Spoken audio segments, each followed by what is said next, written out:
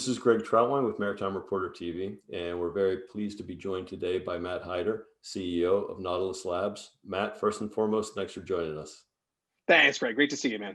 Okay, so Matt, I'm sure a lot of people by now know the Nautilus Labs name, but for those who don't, why don't you just give us a short overview of what you're doing today? Sure. It's amazing. I think we're now 4 years old as a business. We're a technology company, started in New York with offices now in Paris and Singapore, focused on advancing the efficiency of ocean commerce. And so, what does that mean today? We collect a lot of data for the folks who own and operate ships. We apply technology called machine learning to help generate insights that are generally predictive in nature, and we use those insights to help create a more efficient shipping business. So, can you give us a by the numbers look at the company? For sure. And today, we have well over 200 ships committed to our platform. We're working with a couple dozen companies around the world, predominantly in the Europe and UK and in Asia Pacific. And those are folks who are on really all facet of uh, those are folks who really cover all manner of shipping businesses. So predominantly today, our base is owner operators. We also work with folks who are major charters, as well as people who are in technical ship management. A couple of weeks ago, I received news from your company that you announced a partnership with the Hunter Group, Kongsberg, DNVGL, and OSM regarding fleet optimization. Can you give us a short overview of that contract and its impact or its importance to your company? It's really exciting for us for a variety of reasons. Let me just unpack it a little bit. So, Hunter as a business, very advanced fleet, extremely forward-thinking owner, and really kind of at the forefront thinking about performance optimization and environmental impact as a business. So, we're really excited to be covering their fleet from an optimization analytics perspective.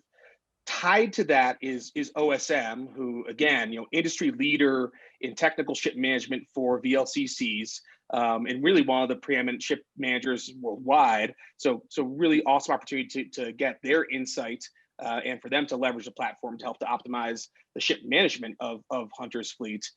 And then when you think about DNVGL, Kongsberg as kind of industry mainstays on the OEM hardware side and on the class society side, as your key stakeholders now, as we develop more ecosystems related to data sharing, open platforms, IoT ecosystems, really key stakeholders for us to build relationships with as well. When you look at COVID-19, how has it materially impacted your company?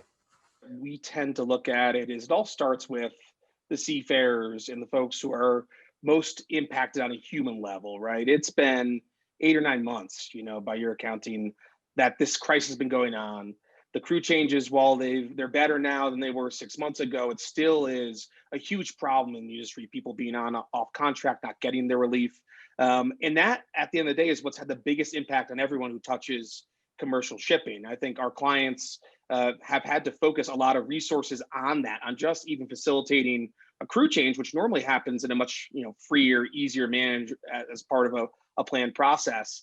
And we certainly saw that focus come home in the winter time and in the spring here in the U.S. when our clients and our prospective clients were really focused on that. I think beyond that, there's definitely been an element of changing the way businesses operate. So, I think what everyone took for granted in the pre-COVID era was being able to swivel their chair and talk to someone or pick up a phone and ensure they can get the right person on the call or reliably understand when something would happen at a point in time.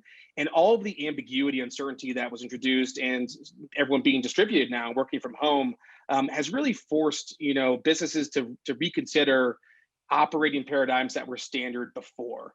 And so I think there's an opportunity here, for new technologies to come in and make things easier, help people make decisions, get things done, which maybe before there wasn't as much of an imperative to change. Everything was okay because things were just working as they were.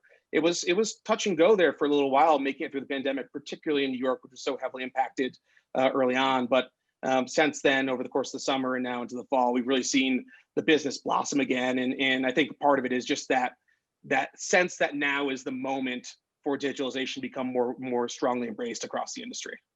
In the 4 years that you've been in this business, can you just discuss how you've seen attitudes evolve. Have you seen attitudes evolve? And I guess more importantly, when you look at COVID-19 as an impetus to adopt more digital solutions, how fast do you see the pace of change coming in the coming years? Yeah, it's a really good question, and you've seen this evolution yourself firsthand. I would say compared to a few years ago, things have definitely accelerated, and I my sense is that started pre-COVID. If you look at drivers of change that exist inside the industry, we don't talk about IMO 2020 anymore because it ended up being a non-event because of all the other major events that occurred in the course of the time horizon. But things like IMO 2020, the Poseidon principles, have definitely driven attention and action towards programs that can improve efficiency and make businesses more effective. And that's, both those are related to the environment, but I think there's also this broader trend toward focusing on asset yield inside the industry as opposed to just, buy low, sell high, the old school asset play. And so all of those factors were, part of our growth story and part of how we, saw acceleration in the last few years. Coming out of COVID, to your point, and I guess to what I said just previously, there definitely is more of an inclination to adopt. And for us as a business, I know the key is we can help to drive cost reductions in revenue improvements inside the business. And so, if you're in an environment where everything is new and changed, you become more open to considering alternate options. And if a company like Nautilus or any other technology business can come to you and say, we're going to deliver X number of dollars return on your investment of Y dollars in the software, there were companies, Eagle Bulk in Connecticut, great example, where Gary Vogel, kind of a visionary CEO, had a vision for how technology could transform the business and started to work towards it back in 2016, 2017. You fast forward to today, and I would say most shipping companies are considering where and when to embrace new technology, understanding that has to be part of the future for them. When you look at the next 12 to 24 months, what do you count as the primary challenges facing your business in helping companies to make that data collection, processing, and analysis more mainstream in the maritime industry? So I think the first one, because we're not out of the woods yet, is still going to be pandemic, crew relief, vessel access, kind of the basic stuff that has to keep keep progress flowing. And we've seen again in the last 6 months, seen things loosen up and start to move again, and that's great progress. With some of the indicators we're getting around the pandemic and what governments might do to try to control the spread, I think there's a reasonable risk and concern that things could get rocky again over the winter months, and hopefully vaccine comes about and we're in a much better place into next year. Beyond that, I think the thing that's incumbent for us and for really every technology company in the space, and it's where our industry is probably tougher and more skeptical than most, is just continuing to laser focus on where the return on investment is on the technology spend. Because, like I said, if we can show where we're reducing maintenance costs, reducing fuel costs, driving increased revenue, then it becomes a really easy case to adopt all the technologies you need in order to be successful with a program like ours. And too often, in shipping, I think there's a reticence to invest too early. That people want to be really sure of the return they're going to get before they put the money in. And so I think that's really where we're going to continue to focus our efforts over the next 24 months, is really on where is the value capture, what is the dollar amount of the value capture, and really how valuable the software is.